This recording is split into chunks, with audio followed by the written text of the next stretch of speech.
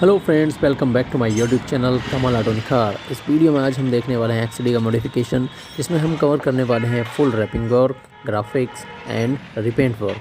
तो बने रहिए मेरे साथ इस वीडियो में और मेरे चैनल को सब्सक्राइब कीजिए और साथ ही बेल आइकन को प्रेस कीजिए ताकि आने वाले वीडियोस के नोटिफिकेशन एंड अपडेट्स आपको मिलता रहे। तो बिना किसी देरी के वीडियो को स्टार्ट करते हैं गाइस। Let's get started.